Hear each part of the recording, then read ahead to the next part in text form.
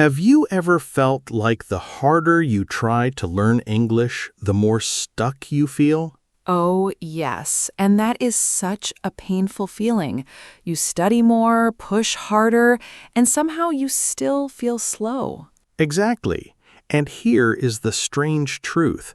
Sometimes the reason you are not improving is not because you are too lazy.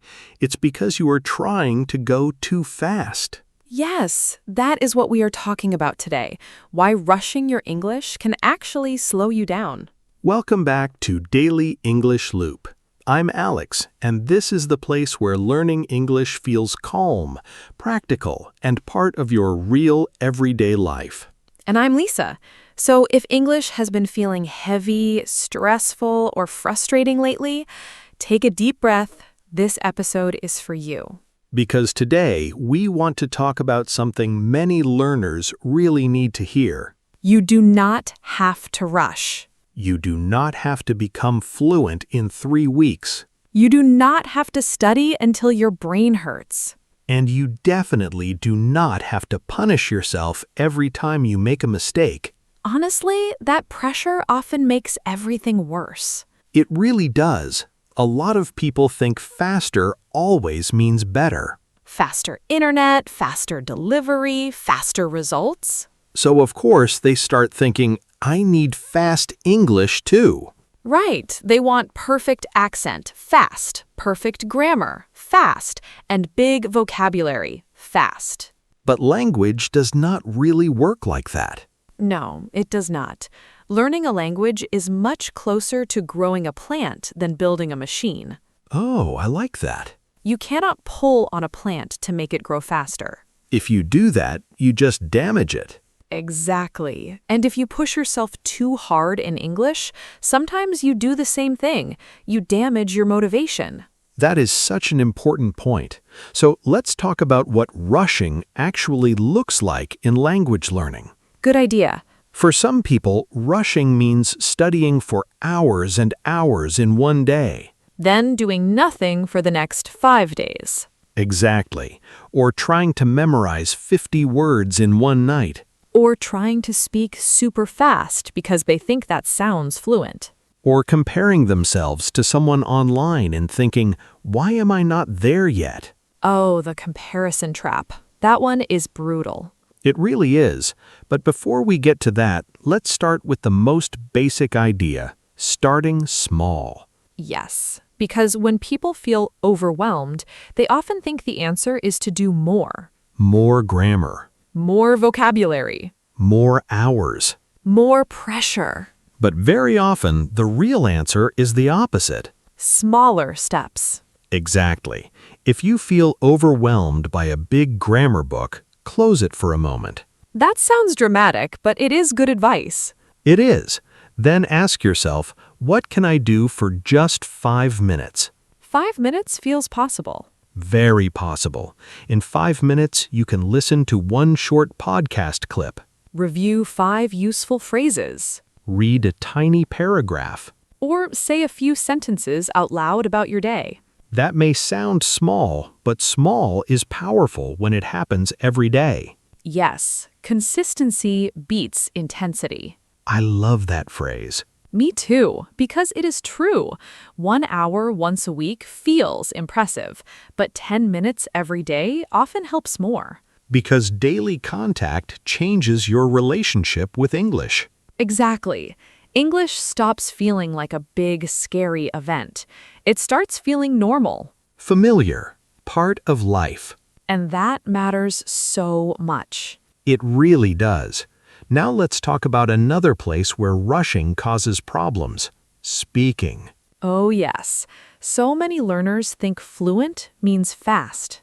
But fast and fluent are not the same thing. Not at all.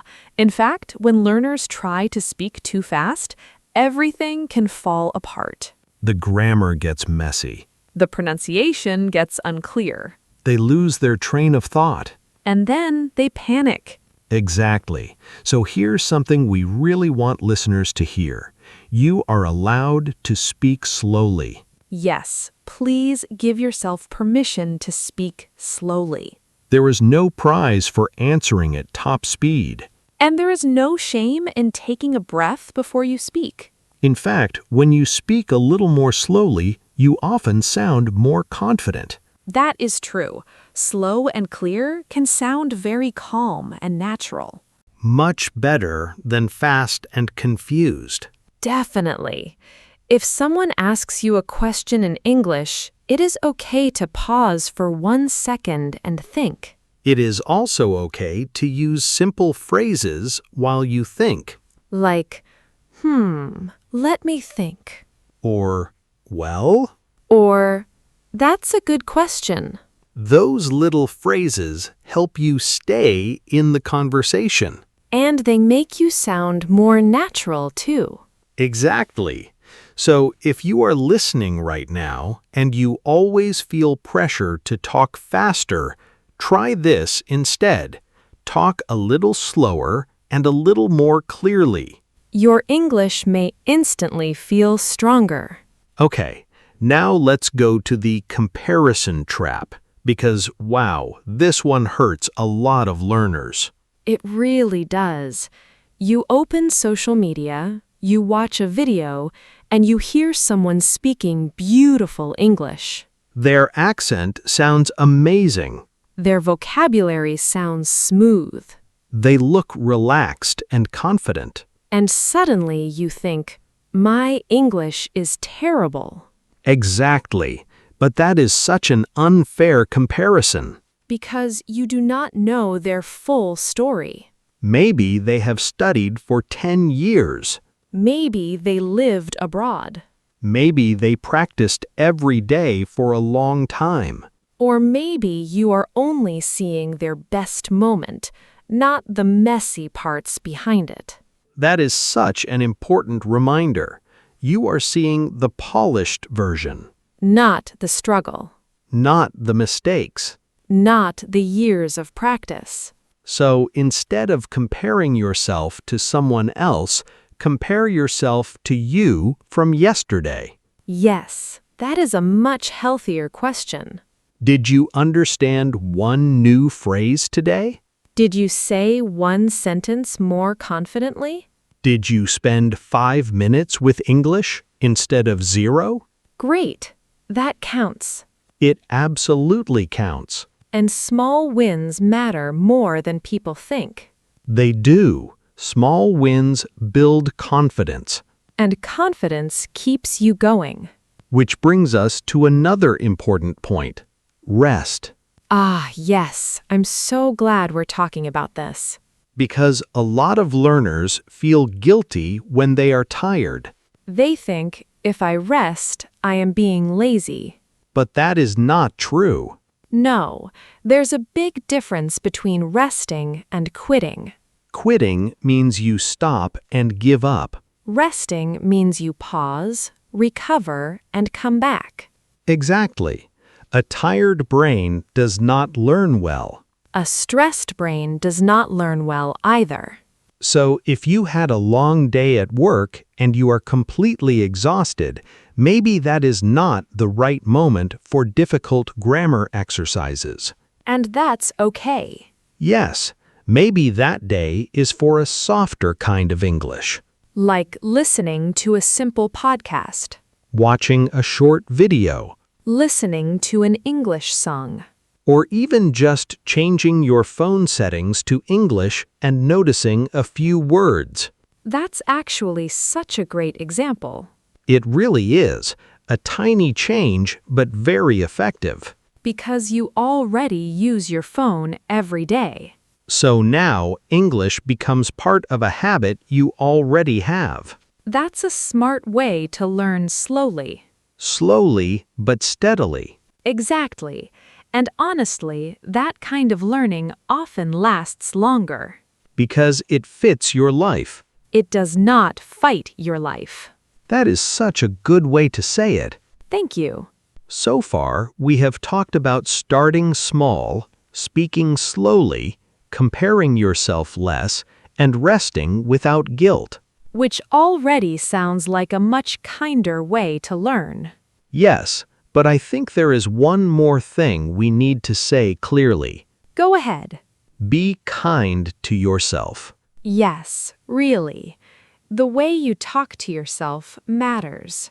So much. If you keep saying, I am so bad at English, I am too slow, I never improve, your brain starts carrying that heavy feeling all the time. And then English begins to feel like a source of pain. Exactly. But if you shift the way you speak to yourself, everything changes. You can say, I am still learning. I am getting better. You can say, I do not know this yet, but I can learn it. I had a hard day today, so I'll do something small. That kind of self-talk is not weak. It's smart. Very smart, because you are building a relationship with the language. And if that relationship is full of shame and pressure, it becomes very hard to continue. But if it's calm, steady, and realistic, you're much more likely to keep going. Exactly. And that's what we want. We do. We want listeners to keep going. Even slowly. Especially slowly sometimes. Okay, let's make this super practical. Suppose someone listening feels very stressed about English right now. What should they do today? I would say do one small thing. Just one? Yes, one small thing on purpose. Like what? Listen to one short English clip. Learn one phrase. Write one sentence. Change one phone setting. Speak one answer out loud. That sounds almost too simple. I know, but simple is good. Very good. Because simple things are easier to repeat. And repeated things become habits. Exactly. I think a lot of learners need to hear that progress is not always loud. That is beautiful. Sometimes progress is quiet. It is. It looks like 5 minutes of practice. One new word. One less moment of panic. One little bit of confidence. And those quiet things grow. Slowly, but powerfully. All right, let's do a quick recap before we finish. Good idea. First, if English feels heavy, start smaller.